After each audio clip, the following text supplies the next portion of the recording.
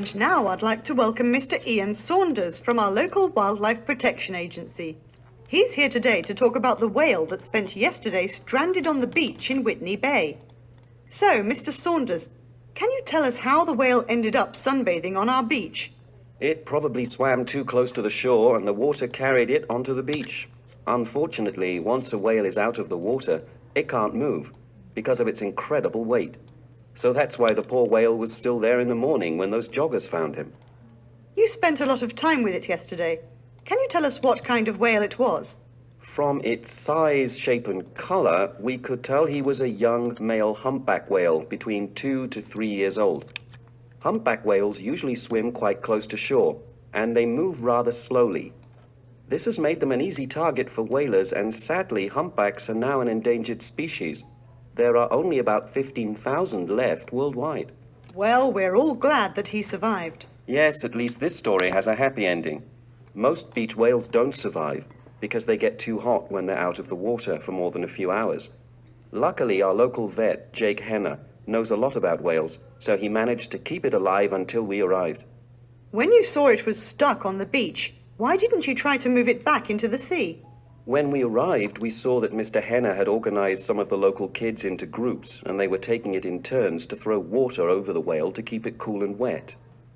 When we saw that it wasn't in any immediate danger, we decided it would be better to keep it comfortable and wait for the tide to carry it back out to sea. Which it did, thank goodness. Poor thing, I bet he'll look where he's going next time. And talking of next time, do you have any tips for our listeners about what to do if we find another poor whale stuck on our beach? The most important thing to do is to keep it cool and wet until help arrives. But you must be careful not to get water into the whale's blowhole. Most people don't realize that a whale breathes air through its blowhole. If water gets inside a whale's blowhole, it can drown, even if its body is out of the water. You must also be careful never to block or cover the blowhole, or the whale will be unable to breathe. Thanks, Ian. We'll certainly be better prepared next time. Now, I was wondering if you could tell us about the way whales communicate through song. Working with the sick. 34-year-old Diane Gray was a successful doctor in the south of England. But for the last 8 months, she has been living in Angola, working for an organization called Doctors Without Frontiers that provides emergency health care in several African countries. Diane was a GP in Horsham, Surrey.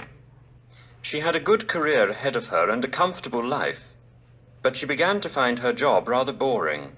She says, I was treating patients with routine medical problems, colds, sore throats, and so on, and I felt a need to do something more important. The organization she works for has been sending medical teams and equipment to Angola since 1986. Various armies have been fighting each other in the area for decades, and standards of healthcare have grown worse and worse. Outside the cities, there aren't enough hospitals, clinics, doctors or nurses, and many diseases have become a major problem. At first, Diane was shocked, but she has been working hard to improve conditions there. During her time in Angola, she has treated thousands of patients and has been training local people as healthcare workers. Working here has been a very meaningful experience, She says. I have never felt so useful before. It's so great to know that we have been helping people who really need it. She will be leaving Angola next month, but she has already decided to return to Africa as soon as possible.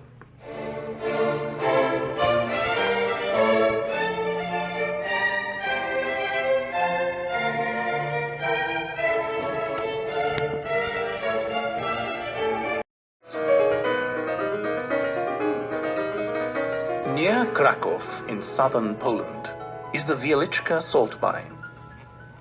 Not much can be seen above the surface, but visitors are taken down into a hidden world of natural and man-made wonders. According to a 700-year-old legend, a princess called the Blessed Kinga threw her ring into a salt mine at Marmaros in Hungary. While traveling from Marmaros to Krakow, she stopped at Wieliczka, and her servants were told to dig a well. Instead of water, salt was discovered, and in the first lump of salt which was taken out, Kinga's ring was found. The legend is just a story, but it is true that for over 7 centuries salt has been mined from the rock below the town of Wieliczka. The salt used to be dug out by hand, and until 1620, it was carried up to the surface by the miners. After that date, horses were used to carry the salt out. But the work was still very dangerous, and many miners were killed or injured. The constant danger made the miners deeply religious, and chapels were constructed underground where church services were held. After a chapel was destroyed by fire in 1697, miners were not allowed to take wooden statues into the mine, so they began to carve sculptures from rock salt. Nowadays, visitors are shown how salt was mined long ago and can see the enormous chambers which have been dug out of the solid rock. They can also see pretty green lakes and chapels with beautiful carvings. There are also 250 kilometers of tunnels and underground caves with huge salt crystals in strange shapes. A special attraction is the Chapel of the Blessed Kinga, which was made by the miners themselves in a chamber 100 meters underground.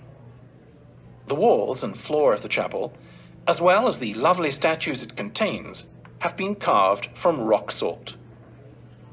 You will be amazed by these unforgettable sights, which should definitely not be missed by any visitor to the Krakow area.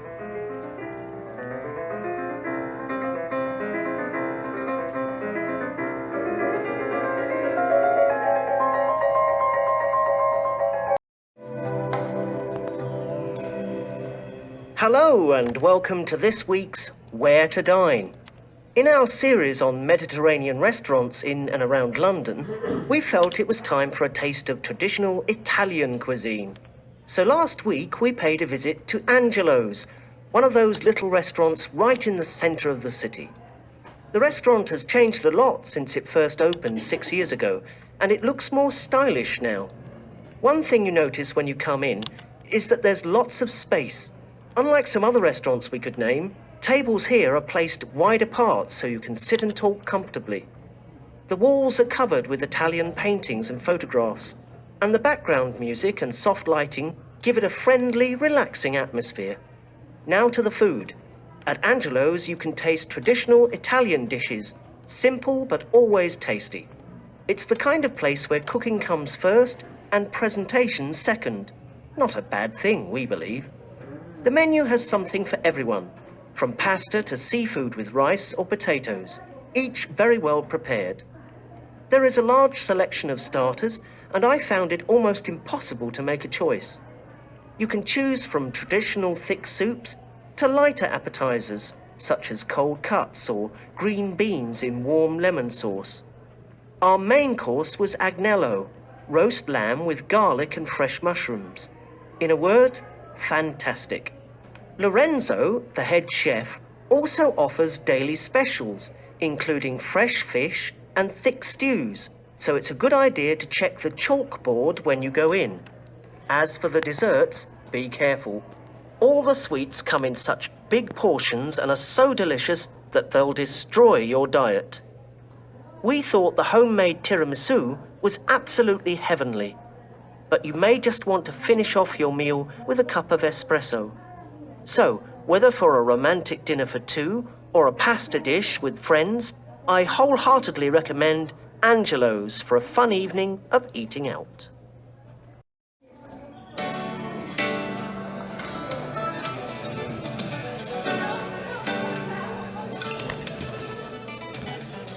Hi Claire, how are things? Oh, hi Tom. I'm all right. I'm just a little busy getting ready for a trip. Really? Where are you off to?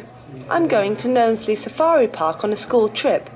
Our class has been saving up for it for months. Wow, lucky you. I've always wanted to go there. So when are you going exactly? Well, the visit to the park is on Saturday. but we're leaving the evening before and staying in a nearby hostel. On the Sunday, we're going to an outdoor activities park. That sounds really exciting. What kind of activities have you got in mind? I don't want to bore you with all the details, but... Don't be ridiculous. I'm really interested. Is the whole class going? Apart from Fiona and Chris, we all are, yes. Fiona's dad's ill, so that's what's stopping her. And Chris, well, he's just terrified of wild animals and can't face the trip. Well, I can kind of understand that, as I used to be the very same. And how did you get over that? Well, the more I read and watched TV documentaries about them, the less afraid I was. They don't bother me now. Good for you. I must pass that advice on to Chris, as I'm sure he'd appreciate it. You must be really looking forward to it. Of course I am. We all are.